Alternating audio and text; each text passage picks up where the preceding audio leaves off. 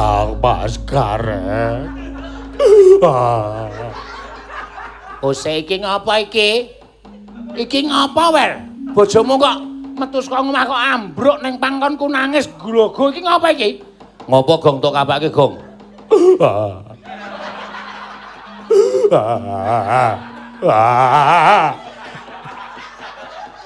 Piye? Kaya bidadari nyunggi tong to?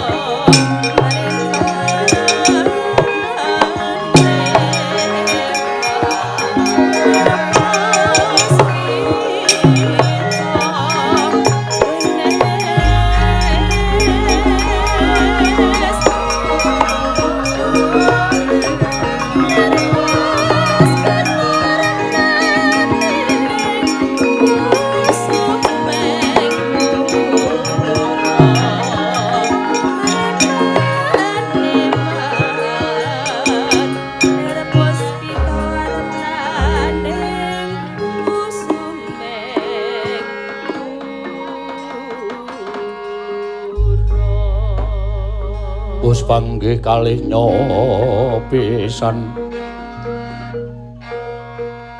imba-imbaning partapan kayuwanganira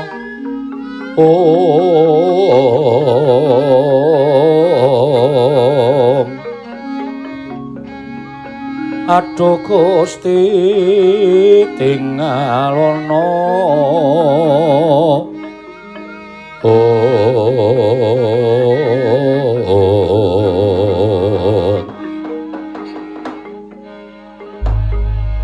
Selamat Kang, pangestumu le. Mas Petro selamat. Pangestumu Gong. Ora kok le sedih men to. Omahmu sepi, apa-apa ora ana. Kowe ning jero omah ming tenguk nang nggon kursi siji kiwa tengen tanpa ana pepasrening omah, ora ana lemari, ora ana apa-apa. Korden kowe ora tok keki, mung tok keki sarung. Ana apa? Aku karo Petro iki curiga lho, Gong. Kowe arep tak ambiri tak jagara-gara kok malah kahanane omah kaya ngene iki janjane ana apa nek pancen ana perkara ana bab sing kira-kira kowe iki ana perkara kulawarga omong karo kakangmu aku karo kakangmu Petro. Mergo kowe karo aku iki padha-padha anake Semar ku nek nganti ana apa-apa aku ora melu cawe-cawe rak dikira kepiye ngono lho. Piye yo, Nang? Piye? Aku tak mati wae, Pandra. Lho. Ngopo ana apa? Aku susah tenan dalane ngene iki. Aku sebagai wong lanang kaya ora kanggo rasane, Tru. Sabar. Sabar, Gong. Kabeh ya pancen nglakoni, suasanane ya pancen lagi kaya ngene. Nyambut gawe apa-apa ora entuk, nyambut gawe ngono ngene ya ora entuk. Monggo kowe karo aku butuh mangan, ning kabeh ya nglakoni, kabeh ya ngrasake. Ning ora kaya sing tak rasake, Rek. Ora kaya sing tak rasake. Aku wis kaya emoh urip ana ing alam kelanggengan. Lho. Kuwalik, Gong. Hah? Kuwalik. Aku wis kaya emoh urip ning alam donya. Aku wis kaya emoh urip ning alam donya, Tru. Nandur tela lepanen kedhisikan tikus. Wis dijebol ming gagang tok. Pari dipangal emprit. Ah sing ngakon ngumprit akeh banget ning witmu ya sapa? Hah? Sirku ki tak nggo lawuh. Aku jebol senjata makan tuan. Wit ringan ngarep omah tak ingoni emprit saiki dadi ewon. Anggere aku arep panen serang dhisik. Aduh, Truk. Londrene adimu. blas ra ana sing ngumbahke. Apa-apa dikumbahke dhewe. Lara atiku kok. Ora ana penghasilan. Bojone gareng ngumbahke wis cawet telu. Monggo gedhe-gedhe. Ngentekke sabun duwite ra sepiro wae. Gak ngethele ra jaman. Hah? Tempiling mencelat. Ngene ora. Sok tak kandhanane Mbak Yumu nek kahananmu lagi kaya ngono kuwi. Wis, aku mlaku mrono, mlaku mrene golek gawean ya wis ora ana tenan. Aku jagake le miyaga wae. Kowe ngerti to ketrampilanku ora ana tunggale. Sapa penabos sing ora tepung aku nek ora tak kethuki.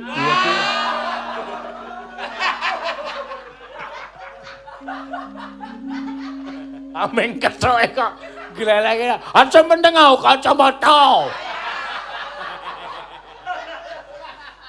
Masalah kethuk ora mau ning baguse. Waduh. Ora ana sing ngimbangi. Daftarke pengrawit mrana ya ora ditampa. Daftarke pengrawit ketoprak ya ora ditampa. Uyan-uyan ya. Lah muni kethuk ora nganggo apa-apa nek uyan. Mergane kethuk ora nganggo gendhing kethuk kerep. Oh.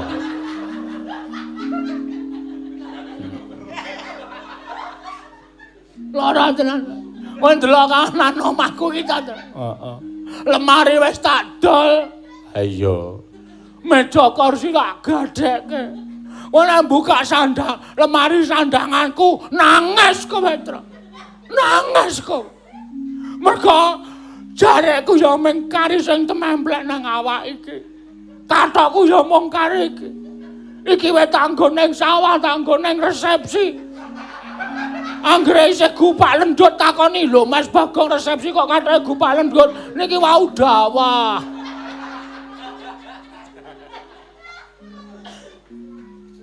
Aku tak titane ngono iki aku ya kelara-lara kok. Wis Gong ditatak-tatake. Ngene wae supaya kowe ya ora kebangetan nggonmu ngrasake lara. Ngahanan urip iki kowe nek butuh beras nang nggon aku. Kowe nek butuh lawuh nang nggon aku ya sananane ya mbuh tempe, ya mbuh tahu sak wae. Mangan ki didum cah telu. Muni kepiye kowe? Dah muni kepiye kowe? Anggepe aku ki curhat ngene ki ngemis ha. Anggepe aku omong karo kowe bab kesusahan uripku ki aku terus ngemis karo kowe. Antipati terus aku. Aku ngingoni anak, aku ngingoni bojo. Nek nganti mangane anak karo bojoku mencak jaluk-jalukke nista pocapane Bagong sebagai laki-laki lak. Kebablasan. Hah? Kebablasan. Cangkeme obah dhewe. Aku sebagai laki-laki isen aku. Wong lanang ki wajibe tanggung jawab wae. Ya bener kuwi. Ah iya.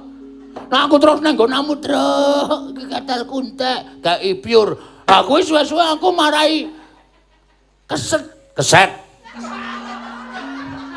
Oh, keset.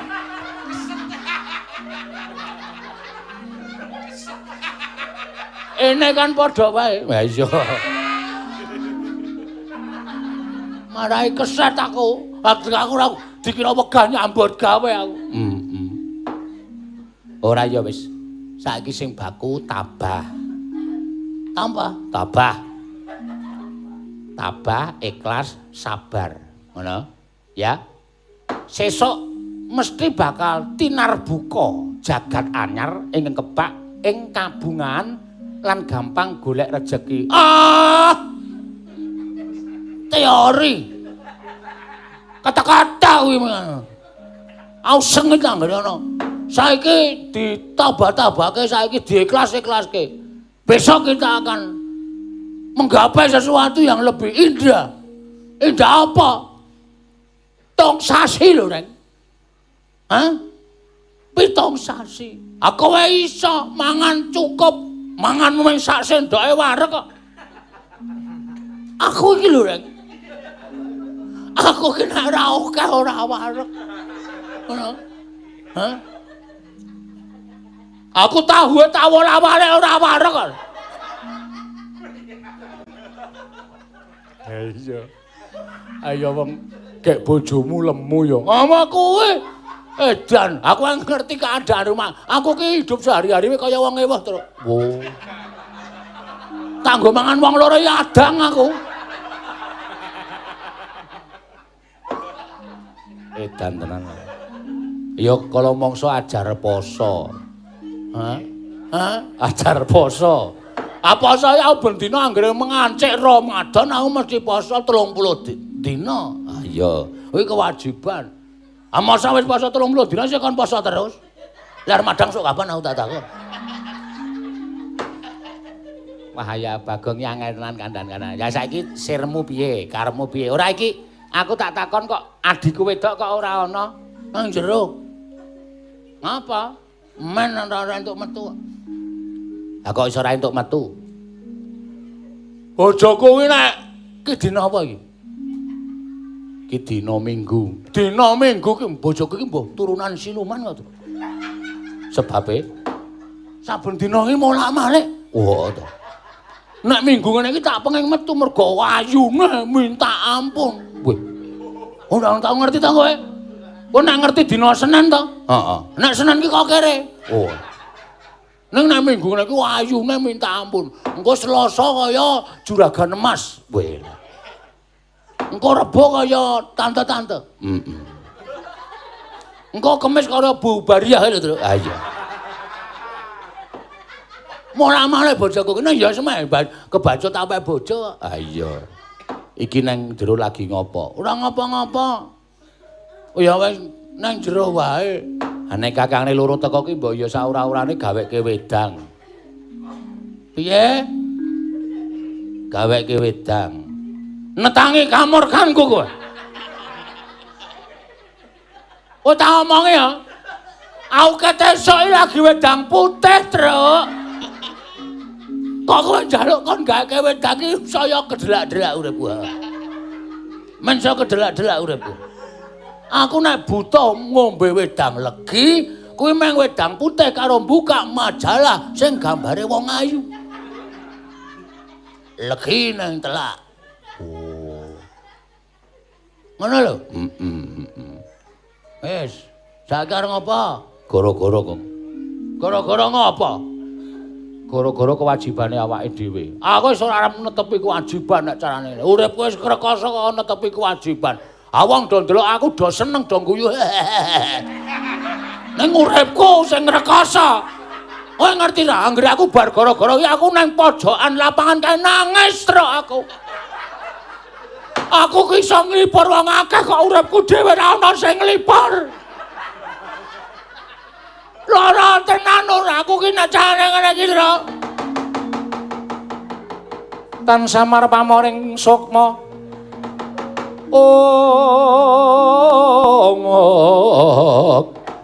Sinukmaya winahya ing asepi.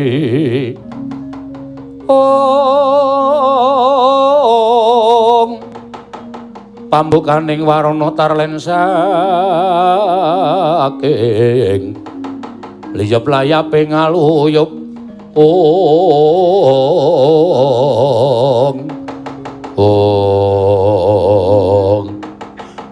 Dereng dangu sami mimbal wacana kira ana garing Petruk sumawana kira Bagong kedadak ingkang angglala ngenya anangis nenggih garwane kira Bagong dupi mulat rawuhipun ngraka kekalih sigra medal saking patunggon ngambruk pepangkoning kira ana garing kagiat kadra wekasan nenggih kira ana garing tuwin kira Petruk.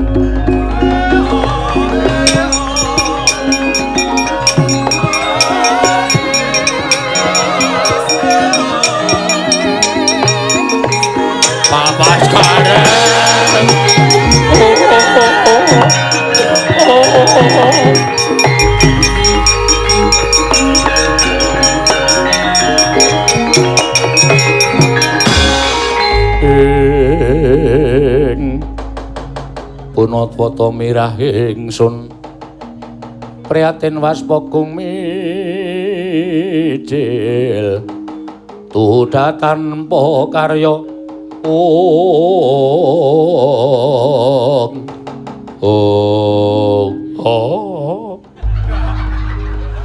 Kang Mas Karet. Iki ngapa iki? Iki ngapa, Wer? Bojomu kok metu saka omah kok ambruk ning pangkonku nangis glogo iki ngapa iki? Ngopo Gong tok kapake Gong?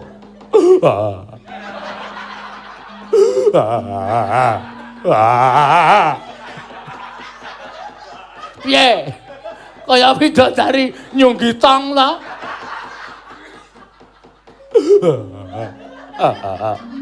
Kula suwun pekacoban. Kula suwun pekacoban, Kang. Ora, Gong. Ora tong sik. Dik kowe tenguka sing apik, tenguka sing apik. Isih kula. Kula isih. Kula isih. Loh. Raimu kok kaya ngono iki ngapa kowe?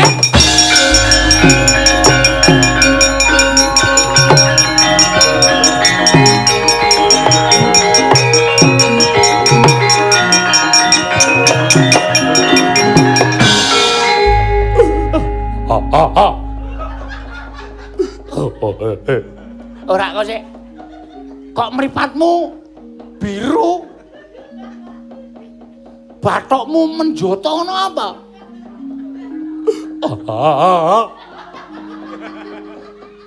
Kula tak matur.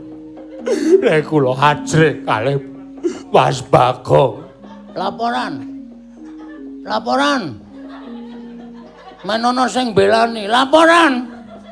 Gawe aku tak ngikir graji. Sik to Gong, sik Gong. Kusike kowe nek nganti main-main mungsuhmu du bojomu lho, aku lho. Iki bojo lho, Gong. Tok apake? Kula bendesaken matur.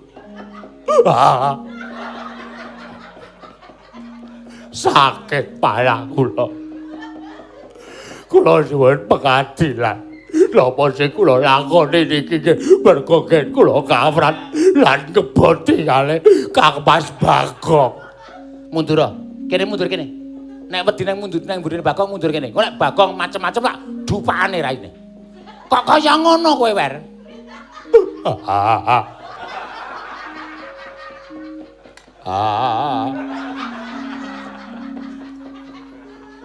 Ngapa terus kok guyu?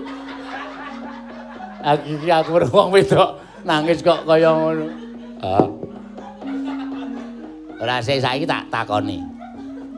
Ngopo, Gong? Jujur wae tak polo. Lho. Kok iso ngono? Kok kowe tumindak kaya ngono nalare piye? Sing jeneng garwa ki sigarane nyawa, bojo kuwi kanca urip tekan sok kapan wae. Ngono. Tur bojomu ya wis ngladeni karo kowe. Apa sing dadi penjalukmu nek iso-iso bojo ki aja nganti gawe kuciwaning wong lanang. Ha kok bojomu salah sithik kok tok jotosi kowe nek tak laporke karo pemerintah, kowe kena hukuman lho. Kuwi jenenge KDRT. KUD to? KDRT. KUD dengkulmu mlacak. Kuwi jenenge KDRT, kekerasan dalam rumah tangga. Ora entuk. Kowe nyuwara elek kowe nek bojomu ora trima, dilaporke karo polisi kowe iki kena. Men, tak jarak nek pancen aku arep tak hukumke hukumno. Ora apa-apa aku ora masalah. Malah plemu aku nang Pakundaran. Ora nyambut gawe ra ketang madange ming sego kobis. Nang sing penting ora mangan. Ayo, kowe aja ngewangi bojoku. Polisekno aku ora apa-apa. Sik, janjane ana masalah apa? Terus tak omong karo kowe. Kowe seneng nek ana bojo wong wedok kok wani mbedhok pitik? Hah? Monggo konangan sing duwe terus sing duwe nglaporke nang ngarep aku karo nggawa bojoku. Niki Mas Bagong, semah sampeyan njukuk pitik teng kandhang kula. Wis tanpa taliwara langsung tak taekwondo. Kena nggon mripat biru langsung. Tak kancingi nang kamar, ora entuk metu sesasi tak kunjara nang omah. Lah nek kaya ngono kuwi pakartimu elek, Dik. Le nangis meneng sik. Saya tak takon. Apa sing domongke Bagong ki bener? Lah, Haji sae itu. Nek kula ngeten iki nggih awrat-awratipun kula niku bingung. Bingung mergane bingung merganipun kula dunek-unekke kalih Mas Bagong. Wong wedok kon nukokke rokok ora iso. Wong wedok ora iso ngliwet gedhi sing lanang ora iso cabut gawe kudune sing wedok iki piye carane ngulir budi, piye carane iso mikir, iso ngliwet, iso gaweke wedang, iso nukokke rokok. Tangi turu gregah ora ana sego, ora ana wedang, ora ana rokok. Wong wedok model piye kowe? Kowe nek tak muktekke nek jebul kowe ora iso muktekke wong lanang. Sakit mana kula. Tuwuh kula recangi bedhog ayam nika. Kula kepengin saged numbaske rokok kali ndamelke usukan Mas Bagong, Kang Mas.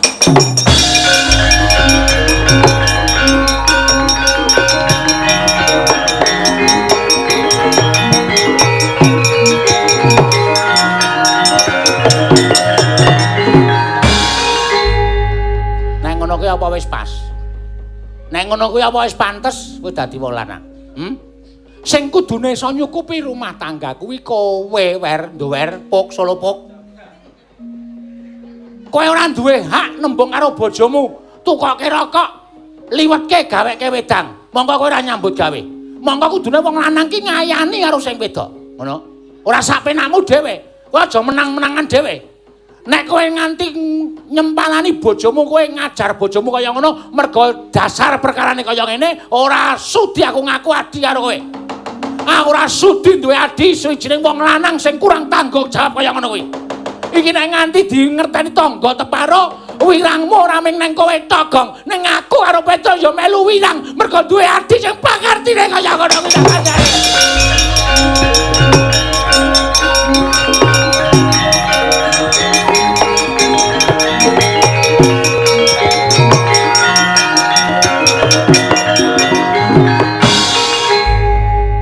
Apa ngerangkul barang?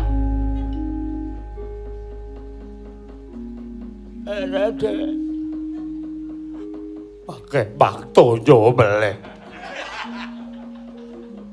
Ora kene kowe mene kok. Mene kok lho bojomu wis nangis iki lho. Ngene nganti kowe dikampleng tak kamplenge. Rono.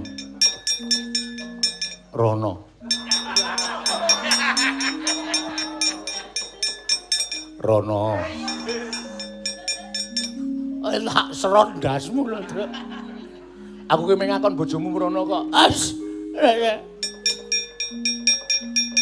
Wonten jawaban. Rono mripatmu sakit. Bathukmu sing tak tendang kowe mau ya lara. Sakit. Sepatu bal tak obonge mengko. Wah, ale nendang sepatu bal kok, Truk.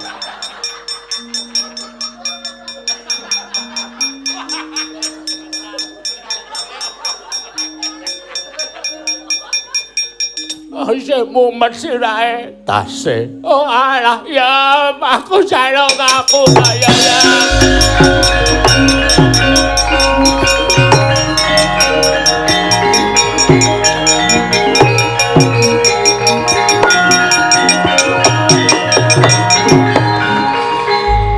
Aku sareng ngapura.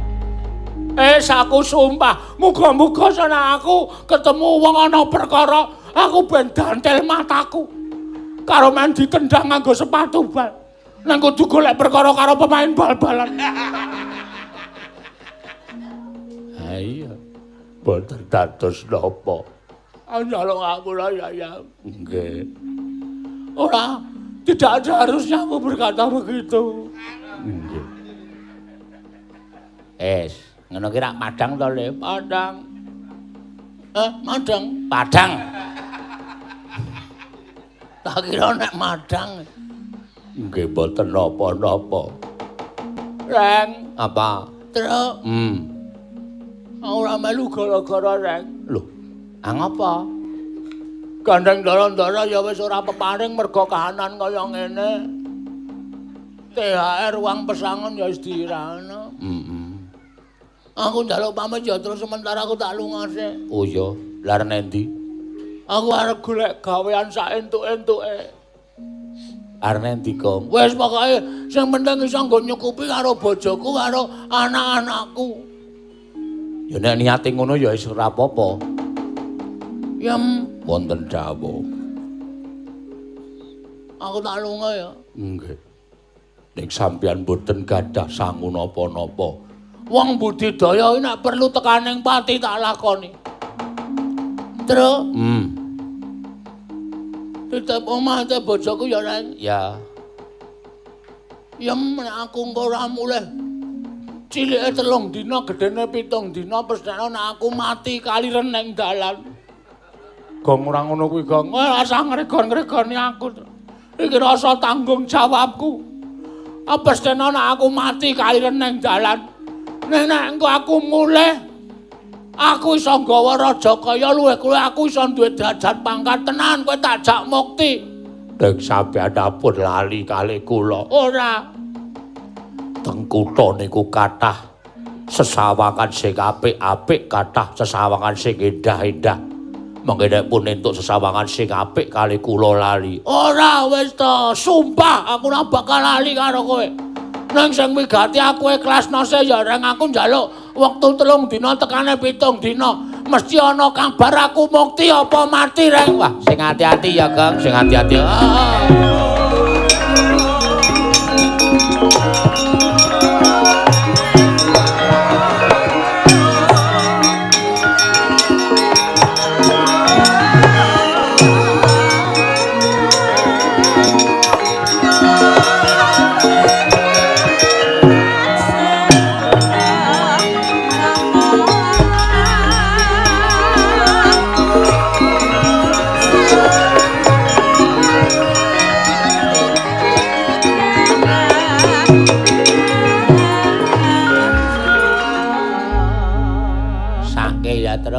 Ya dienggo lelakon nek ora apa-apa. Heeh.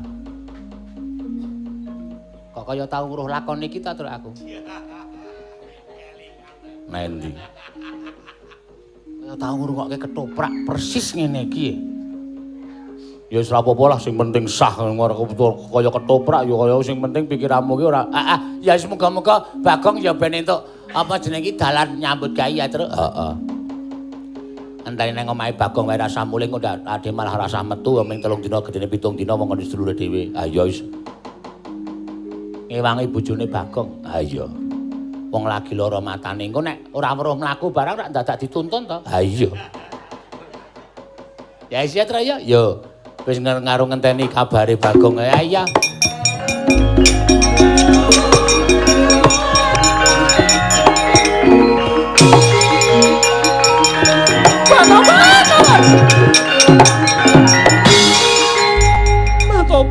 Tobat lah kok dadi kaya ngene lakoning Sariwati. Kok kaya bojone Kiswan sing biyen to iki Sariwati. Kuning. Wah, iki ketae. Anggere bengi sok edan. Tobat kaget aku. Ucul saka tanganing Nalendra ing Tunjung. Kencana Prabu Selagupala lah kok iki dadi tobat iki persis banget rupane gek-gek iki anake sing terlantar. Aja ngawu gawar ngawur kowe. Wong eleh iki gampang naik darah.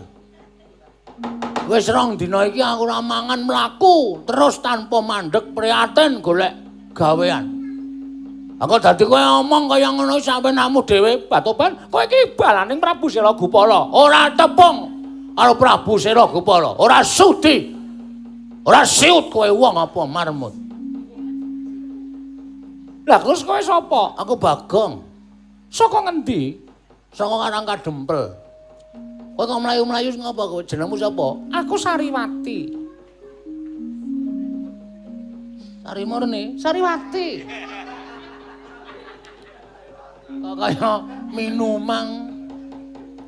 Mlayu-mlayu ngapa, Sar? Aku dioyak-oyak Nalendra saka ing Tunjung Kencana jenenge Prabu Selagupala arep dipek bojo. Aku iki dioyak-oyak ratu arep pek bojo kok emoh. Wong wedok ngendi to sing ora kepengin mukti, wong wedok ngendi sing ora kepengin kecukupan apa-apane iki nak dipek ratu ki langsung gelem tobat. Dudu watakku ya dudu watakku. Aku duwe watak. Wong kepengin dhaup kuwi ya landhesaning tresna ngono wae. Nek ora tresna ya ora bakal bisa kelakon. Oh, terus aku dioyak. Aku terus ketemu kowe jenengmu sapa? Aku Bagong. Bagong? Heeh. Malah aku njaluk tulung karo kowe Bagong. Kowe ngerti ora? Kawula sak negara tunjung kencana kabeh padha rumangsa kesiksa batine. Merga disababake tingkah laku ning Prabu Selagupala ing watak Angkara Budi Candala. Yen kowe iso mateni Prabu Selagupala tobat apa ya bisa kowe dadi gumanti keprabaning Prabu Selagupala. Lah yen perlu malah yen kowe bisa mateni Prabu Selagupala, Sariwati pasrah bongkokan karo kowe mangsa bara nggonmu merba masisa kalawan aku ki Lurah Bagong. Wis dalan kamuktenku iku.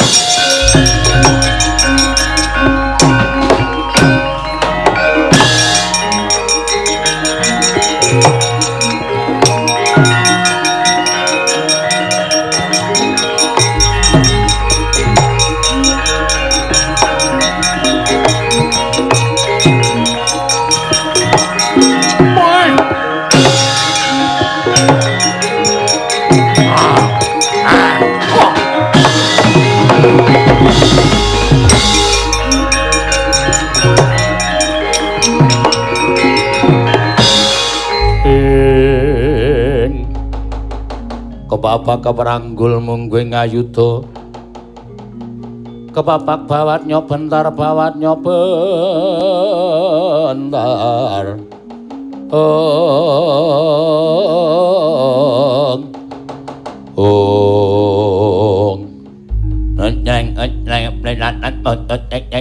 waduh cilaka iki. Wah, ya Tunjung Kencana iki mbok menawa negara luar negeri dadi bahasane beda. Napa memak ngangklan kancang nyekati lakune Prabu Yela Gopala. Takon karo aku Bagong, kowe sapa? Prabu Yela Gopala. Apa? Prabu Yela Gopala. Ninom Yela Gopala. Sela Gopala danyar maranyata. Ngapa kowe mlayu-mlayu gup? Gup nengolmu melanyat nih. Jenenge Gopala kan ngundang sapa wis? Ngoyak karo calon bojoku. Weh, nyapa calon bojomu? Dewi Sariwati. Nenon. Nyut kuwi. Sariwati calon karep aku. Aku wis ditritani karo Sariwati. Nek kowe Ratu Angkara budine nista. Kowe ngendhak karo wong wadon, kowe ngremehke derajate wong wadon. Pendak-pendak wong wedok ning negaramu yen ayu tok pek bojo. Nganti bojomu ora iso diitung pira cacahe. Klebu Sariwati iki mau ya arep tok pek bojo. Mula Sariwati terus wadul karo aku. Aku ora ngetrima nek ana ratu watake kaya ngono. Mulane malah dolanan sepur. Pun nengolmu melajan menceleng pelanat montot nanti pepalangi Prabu Yela Gopala. Yen iya arep apa? Oh, wani anakku. Sing tak wedeni awakmu. Ora minggal ora kletak dening aku. Lah rumang ngethak piye? Cangkemmu ketutupan terong semono gedene kok. Iki irung. Iki lunak. Iki yo ndungahke iso tintunke.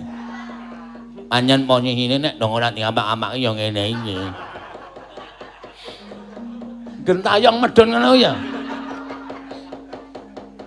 Iya. Sok kaya andeng-andeng ah. Men ketok piye ngono. Ngono dong kula letak dening awakne.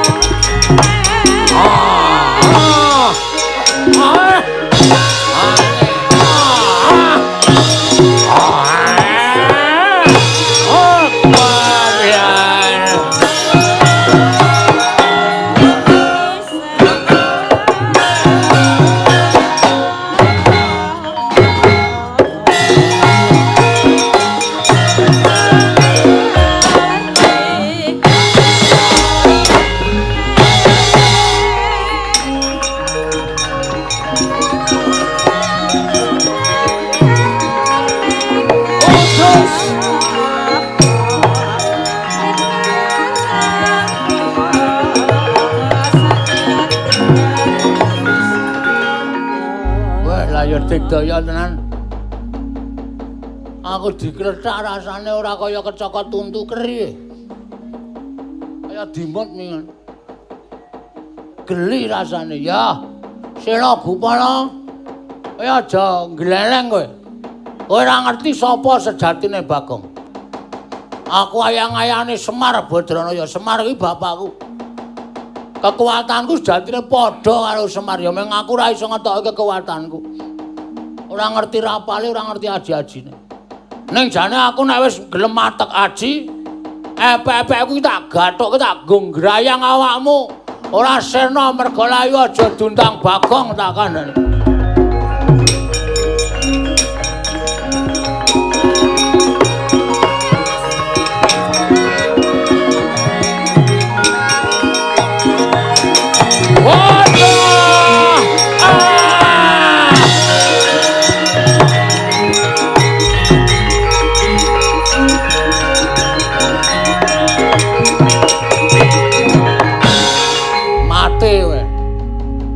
Gletak tanpa nyawa. Genah negara tunjung kencana komplang ra ana ratune. Ya sandangamu tak nggone. Gela Gopala.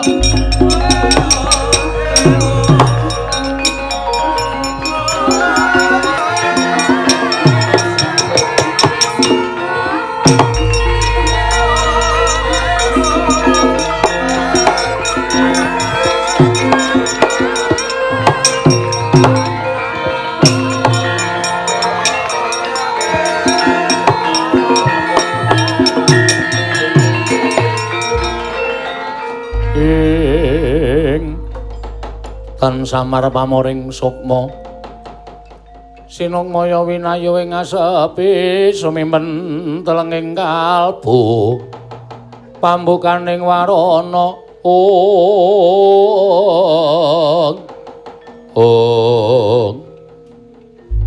Mas piye Dik Mas Petro piye Miturut etakat kula sampun kliwat saking 7 dinten Lekang Mas Bagong derek caos pari kabar napa-napa. Lah terus mau bengi sewengi wis nangis lho.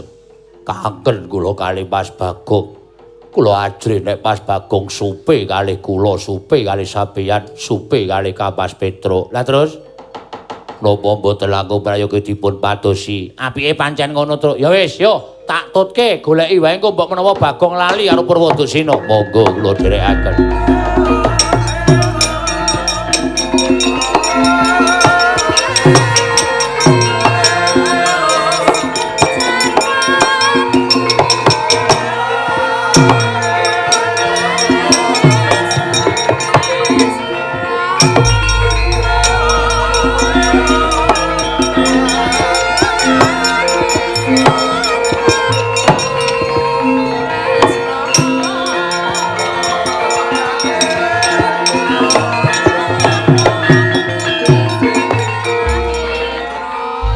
Maremeng pun Kakang ingkang wis bakal bisa dhaup astelemiat karo kowe Sariwati. Inggih, Pangeran.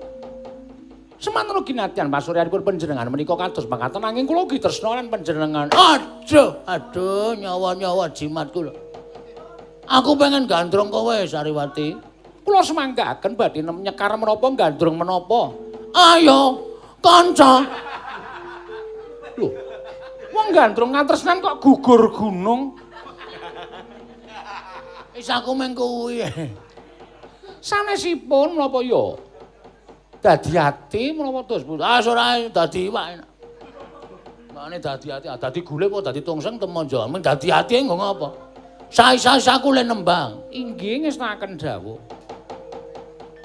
Gegarane wong akrami rungono Batobat suarane kasar ning apik. Heeh.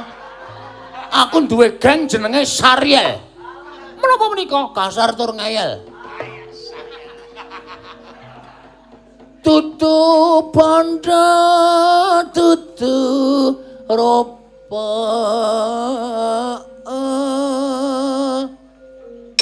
among ati pawi tane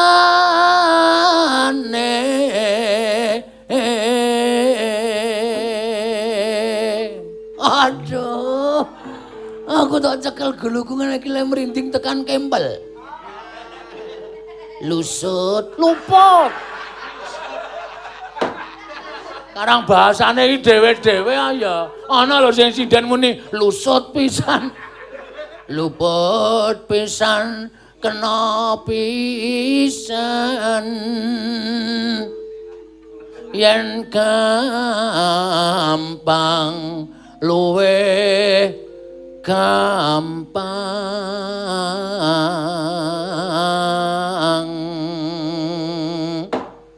nyun sewu sinuwun menika nyun sewu menawi ngresiki waja menika agem menapa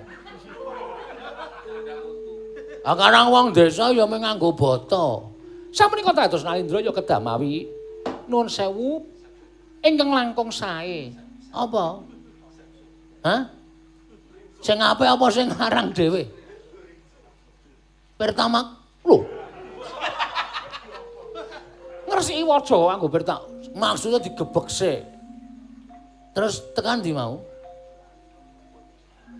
tekan ndi Diajeng Sariwati Sariwati kula piyambak mboten mangertos luput pisan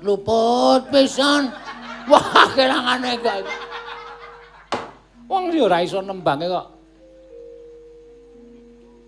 luput pisan kena pisan yen gampang luwe gampang yen angel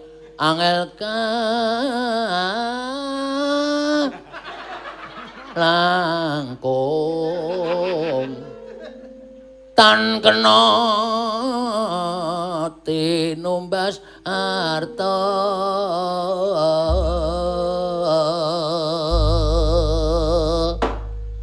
laraning lara nora kaya batu-batu wong kang landang uyung mangan ratoyan rajena dolan nang weteng lara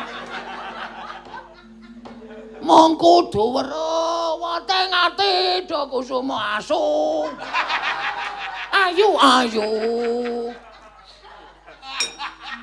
babalong janur kowe usada wong kang nandak apik gugur gunung Sariwati namung kula nderek obat-obat kula nyuwun pangapunten sinuwun menika sajaipun wonten tamu lho ora met pasang kalipan tabek sapa tamu wani wis jala-jala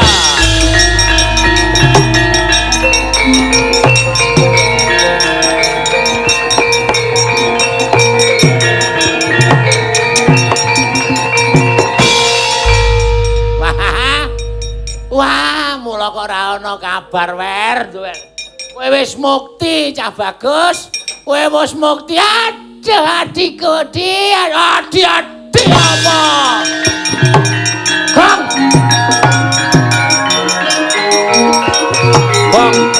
apa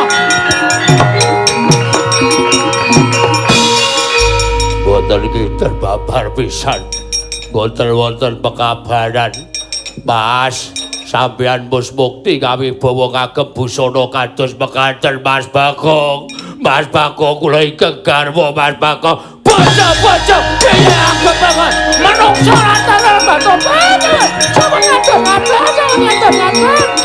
Mas Bagong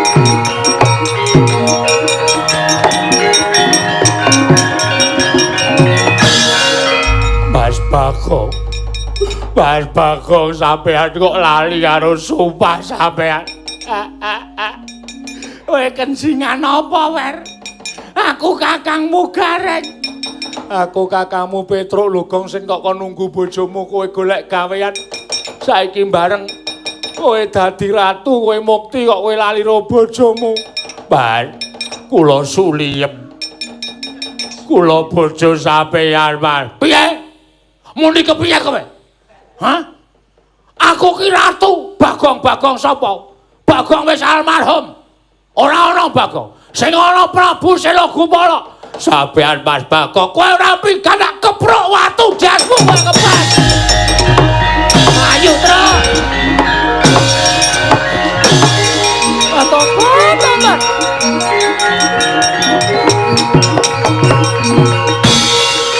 boten nginten babar pisan kula nyuwun pangapunten. Samenika kula nyuwun pirsa dhateng panjenengan. Ngapa Sariwati? Panjenengan tasih legan menapa sampun kagungan garwa? Yen nek gampang ya gampang, yen gampang luwih gampang ya ben. Ning kula nyuwun pirsa panjenengan menika sampun kagungan garwa menapa tasih legan? Ayo. Kanca. Batu-batu pas kula mboten betaken gugur gunung. Kuwi tembang penuh gotong royong lho. Kudu dieling-eling ora kena kok. Kula nyuwun preksa panjenengan sampun kagungan garwa menapa tasih legan? Kowe iki percaya karo kae to? Kae mung wong sekeng-sekeng. Kae wong melarat sing kepengin ngaku aku karo aku. Member do kepengin ngaku aku karo aku bareng aku wis entuk kamukten kaya ngene iki. Aku ora tepung karo Suliem. Aku ora tepung karo sing ngaku jenenge Gareng mau. Apa meneh sing dhuwur irunge dawa kae aku ora tepung. Kowe percaya masmu apa? Percaya wong kere-kere kae. Batu-batu. Menika mangke badhe boten saged dadosanipun lho sinuwun menawi sing ngandika sinuwun. Prabu Sela Gupala mboten ngakeni dhateng kegarwa. Kowe iki nek kowe ora percaya, kae tak oyahe tak keprukane watu sirahe Pak.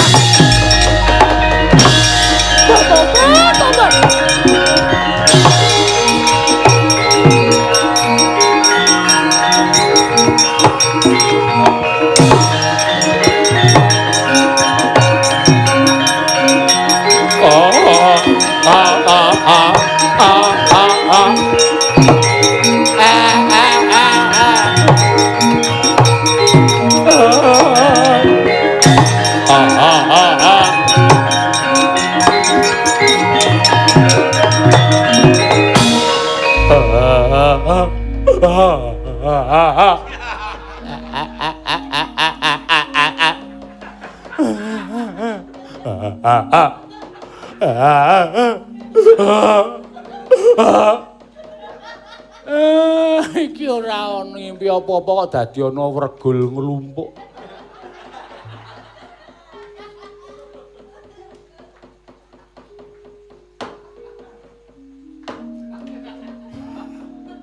Wong padake regul. Rama Semar.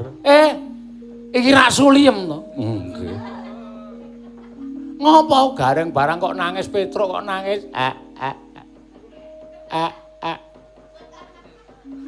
Ngaturaken ketiwasan, Pak.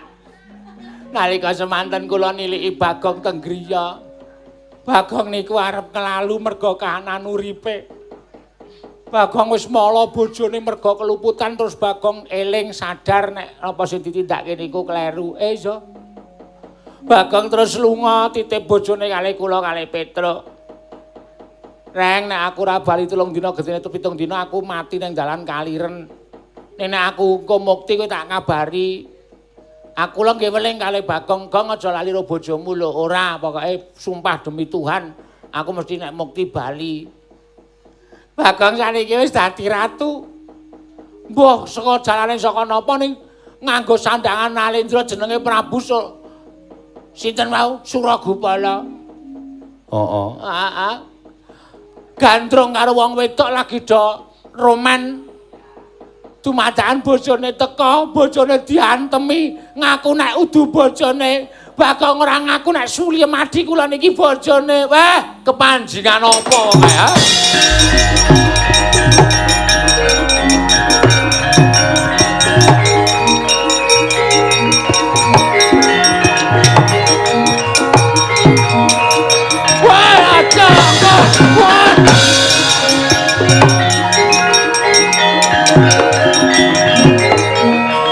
Ayo, sing matane kira kuwi ngene. Marahi pacarku Sariwati marah. Nesu karo aku. Dikira aku wis duwe bojo. Kowe sing dadi sebabe. Sing mirunge doyene. Catut matane. Oh, kejem banget ya, Tru. Aku dadi malik tinggal kaya ngono ya. Iso wae iki. Hah? Iki sing ngarep ki nek dikai bathok kaya bulus lho iki. Sirahe iso ndelam-ndelum.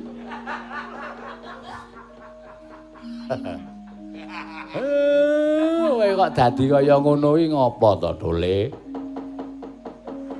Apa merga nggonmu saka prihatin sing banget tumuli kowe entuk kanugrahan dadi wong mukti, dadi wong cukup. Wekasan iso malikke pamikirmu kowe dadi wong sing uraan, dadi wong sing angkara murka. Aja ngono ya, Bagong. Bagong sapa? Ngawur. Sura Gupala. Lairku siji Sura. Nang isor Gupala. Mula jenengku Sura Gupala. Lah ku lair nang ngarep SMKI.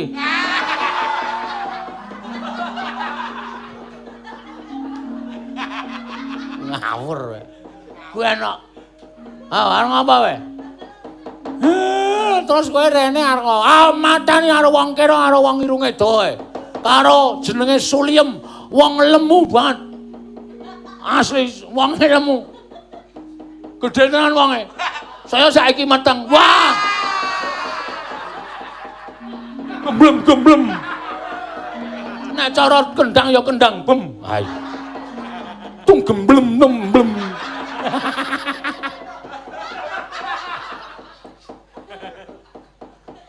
Sanggo latihan ngendang karo bojone mesti.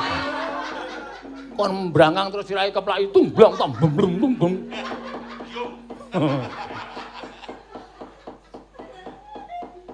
Wis kowe ora sembrono. Kowe iki anakku. Anakmu piye? Padake aku ki Prabu. Sawise aku isih turuning Prabu Begawan Wisrawa.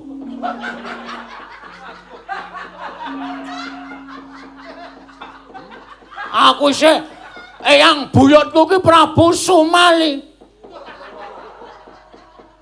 Mali kemali ngono. Pak, mbok tambahnono, Pak. Kowe ketoke wong edan ning jahat banget iki. Sing ngomong nek Prabu Suragupala ki trahe Begawan Wisrawa ki sapa? Nek ngono kowe Sure Dasamuka. Ha kae eyang. Lho. Sapa-sapa kok eyang?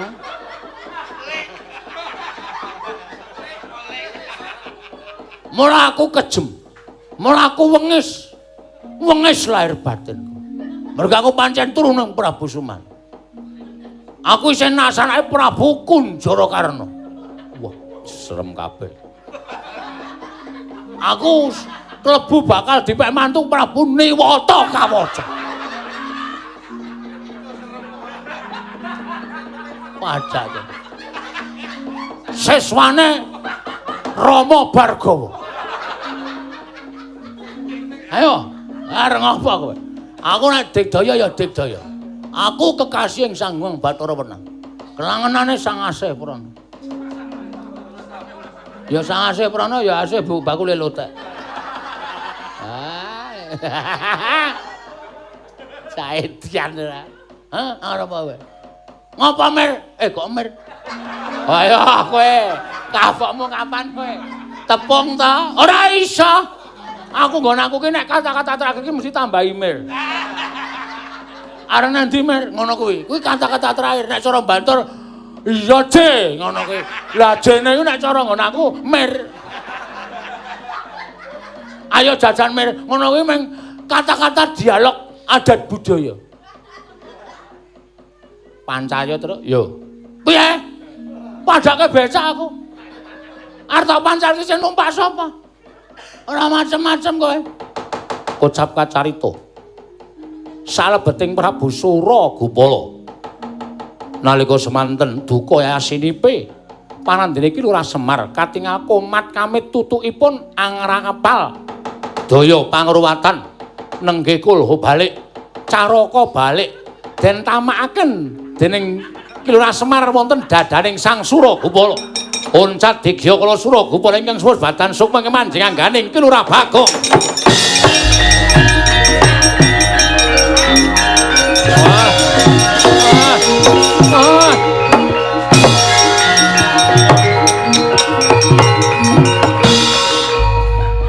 Ayo kowe kelingan ora saiki karo aku.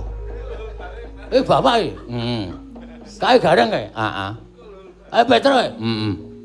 Bojoku nang ndi, Tru? Ayo. Tak koske nggonanmu mesti. Kowe ra kelingan lakon sing kelakon apa? Ora. Ki aku mau goleki karo bojomu. Kowe iki wis mukti lho sandanganmu kaya ngono kuwi. Wah. Aku dadi apa emang? Dadi ratu. Neng Tunjung Kencana Prabu Suragupala. Kowe kang srupan-srukmaning Prabu Suragupala sing tok mateni sajake. Kowe gandrung karo wong wedok, kowe sumpah karo wong wedok nek rung dibojo. Suliem adiku teka ngambruk neng pangkonmu tok tonyo bathuke. Weh lah. Aku nono ping pindho karo bojoku, Tru. Endi Suliem? Endi Suliem, Tru? Aduh.